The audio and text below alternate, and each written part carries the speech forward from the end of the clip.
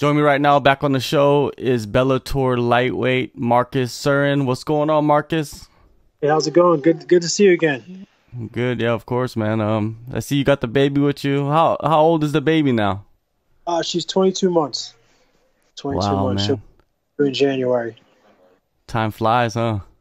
Oh, definitely. Oh, definitely. I remember she was born on January 7th, 2018, and I fought like 6 weeks after she was born. So the time flies. Definitely. Definitely, man. Well, let's talk about your last performance first. Bellator 222 MSG. You get the split decision win over a young prospect. Did the fight play out as you expected? It definitely did. My goal was to go in there and apply the pressure on him. I'm the type of guy that likes to push the pace, and I felt like pushed a good pace. I gave up a takedown early in the first round, which I was upset at myself, but I guess give yourself something to work for. But it went exactly as I paid for, exactly as I expected. I felt that he started to fade towards the end, and I kept the pressure. I was trying to finish in the second, but the clock ran out. I think if I would have had some more time, I think the ref probably would have stopped it. It seemed like going into this fight, many fans, they were underestimating you a little bit because you're going against a much younger guy, kind of have the same pedigree. Was that in your mind going into this fight? I don't mind that. I don't mind being underdog. I think because I came into the game a little older, and a little later, a lot of guys are gonna think that this guy's older and things like that. But I don't have that much. A lot of those guys have a lot more wear on their tires.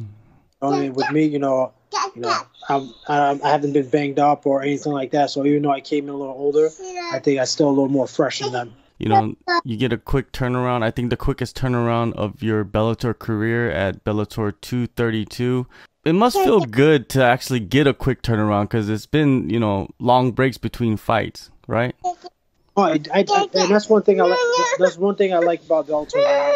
They always give me the opportunity. I know that they were actually up here in August, and they had booked me for August, but that fight ended up falling through. My opponent got injured maybe 2 weeks before the fight happened. So even though then they booked me for the next fight, so they made sure that they get me fights, which I really appreciate.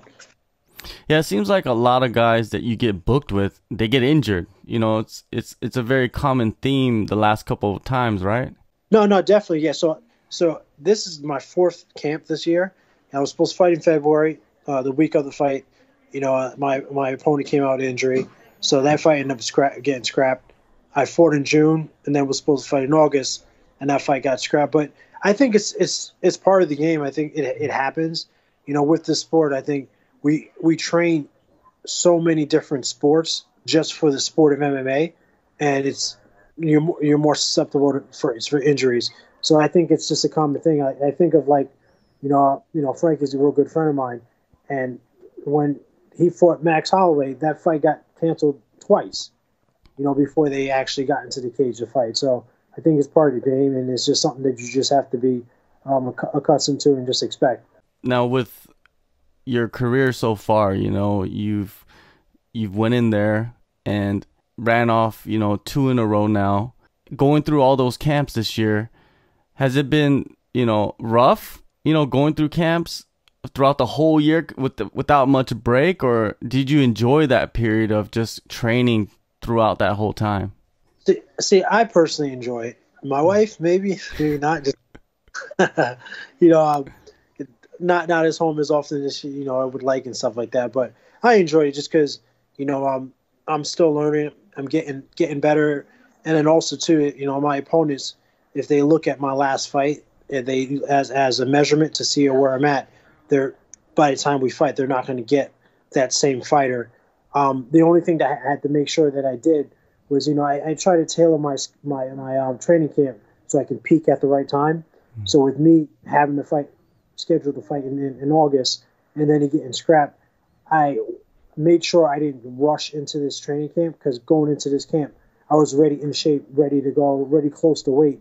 So I made sure that I didn't rush in, just, focus on strength training, focusing on timing with work and things like that, and then started to add the sparring and stuff like that later on, just so I can make sure I peak at the right time.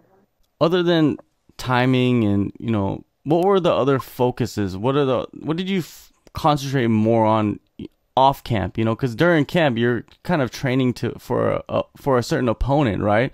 But out of camp, did you get into other aspects of the game, or did you add anything to your arsenal?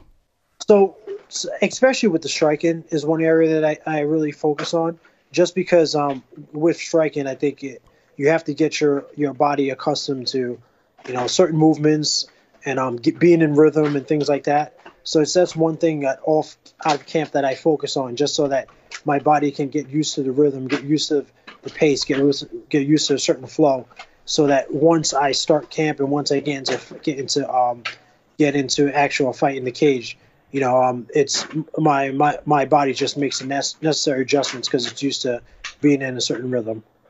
Your upcoming opponent is Devin Powell. He's a former UFC lightweight.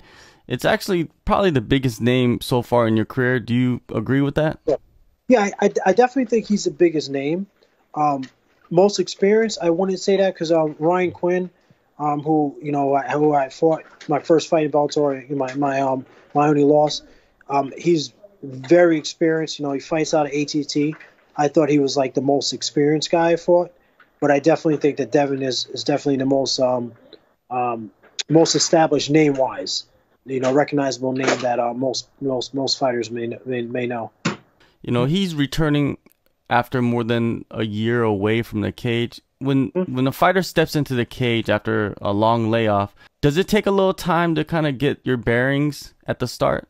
I think so. There's always that argument about ring rust, and I think to some degree, yeah. I know he's a martial artist, so I know he has been training. So I don't think that he's gonna not be in shape and not be ready for the fight. But I think it does definitely take some kind of adjustments, getting used to just being back in there, the crowd, because there's a lot of aspect of being in a cage that you can't simulate in the practice room, so like hearing the crowd, stepping in the cage and hearing the noise and hearing your coach and stuff like that. I think it takes some time to just getting used to, and that's why I'm excited about this fast turnaround, because since I fought this year, hopefully I'll be able to bounce back, a lot quicker than I normally have. I know you have a hectic schedule during training camp. During the last two camps, have you made any adjustments? Any changes to the schedule that you keep? I think the biggest thing is like knowing myself and my body, because I try to make sure that I get, with my schedule. Sometimes I worry, am I putting enough time in for training?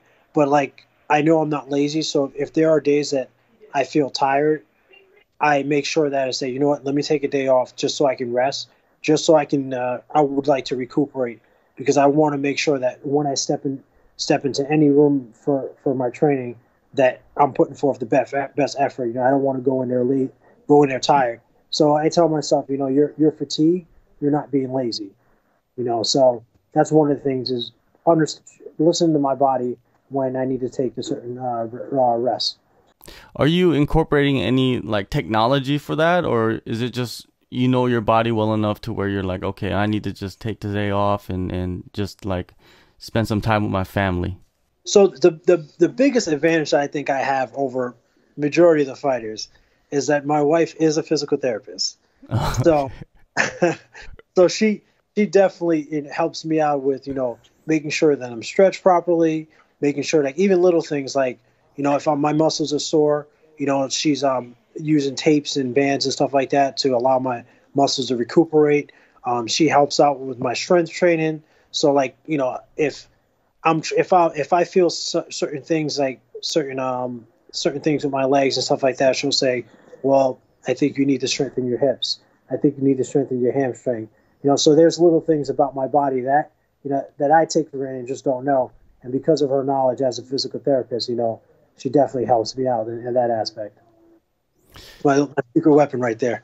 Yeah, there's a couple guys I've spoke to in the past, where their wife is involved in the medical field, and it does give them a huge advantage because when they go home, they have someone there that they could ask questions directly to, and they don't have to go online and start like doing online doctor, doctor.com or whatever, right? No, for sure, for sure. She'll give me the comment that she's off the clock when I come home, but she still helps me out though. Yeah. Now, going in, against Devin Powell, what do you see as your strengths heading into this fight? So my thing that I'm hoping to put forth is I want to set the pace early. Devin's he's a fighter. If you watch his fight, he had got signed on the UFC from Dana White looking for a fighter, and in that fight he was losing, and he came back and won the fight. And he has this kind of toughness that you have to be born with. So my thing is I want to set the pace early. You know what I mean? I want to make sure that I'm in the right rhythm, and and also just can't get pulled into like a firefight. So basically, you're in there to put the pressure on and overwhelm them and just put that cardio into use, right? Oh, correct. Yeah, I think that's my best attribute is my cardio. I believe in it. I train to make sure that I push myself at as much as I can, and for the most part, I think I have iron lungs, and I think that I can outwork most fighters. Even it seems like a lot of fighters that do have that characteristic, they last longer throughout their career. You see guys like Frankie Edgar, guys like Max Holloway. They have been very successful with those big gas tanks. Yeah, and I want to say I have to thank wrestling for that. Wrestling is one of the sport that once you get in a rhythm and a grind, you know how to push the pace, and it's like one of those things that what they call breaking in wrestling, they call it breaking an opponent. So like it's one thing that when I wrestled collegiately, that was one thing that we did. You try to break your opponent, you try to keep a certain pace, and it's one of those things that you do get tired, but you understand that being tired is part of fighting. So you understand that, okay, I'll push to get the second win, the third win, and things like that. After this fight, do you plan on shutting it down for the rest of the year with the holidays coming up and you have a family, or you're like, okay, I need to get back in there? Recently they just announced that Bellator is going to Japan. We talked about this last time, Fedor versus Rampage. That's like a once in a lifetime opportunity right there to fight on a card like that. Is that something that is in your mind, or, I know you're smiling right now, but You just stole the words right out of my mouth. Obviously, I'll have to discuss with my wife, but that would be enough to be on that card. The last time I've been in Tokyo once, it was in 2012 when Frank fought Benson Henderson, the first fight, and to watch the Japanese fans, to witness those Japanese fans watch MMA, it was amazing. It was out of this world. Just their pure knowledge of understanding positions and things like that. So if I had the opportunity to be on that card and fight in Japan, I definitely would like it. Yeah, Christmas in Japan with your family doesn't sound too bad, right? No, New Year's Japan, can't beat that, right? Yeah, definitely, especially if they're paying for it. Yeah, no, of course. No, it would be an honor. Like I said, I was there in 2012, had an amazing experience. With the fights there. Japanese fans were amazing to see how they embrace the sport, and that would be an honor. And then Fedor, Rampage, former Pride, on. Yeah, definitely. Now this year is coming to a close soon. You got 2020 coming up. Where do you want to be sitting at the end of 2020 in your career in the lightweight division for Bellator? Hopefully, after this year, I get a few wins. I definitely would want to fight, a bigger name guy. No one in particular, but going into 2020, with opportunity with one of their well-established names, I would definitely love to get a fight with them, because at the end of the day, I always want to test my martial arts. See if I'm at that level. So that would be my goal in 2020 to fight one of their more established fighters. And I also heard some rumblings about a lightweight tournament Bellator might have next year. So if you set yourself up, you might be able to get into that, get a Oh, slot in there, right? no, definitely. I would. That's definitely something I would have said. But obviously, there are other guys in the division that have established a name for themselves. So I think before then, I probably would have to beat one of those guys. But I think I would want to fight one of those guys, and then if I can get into the tournament, heck yeah, I would love to be in a tournament because that gives you fight. You'll be active, which I want to be, and then who wouldn't want $1 million, right?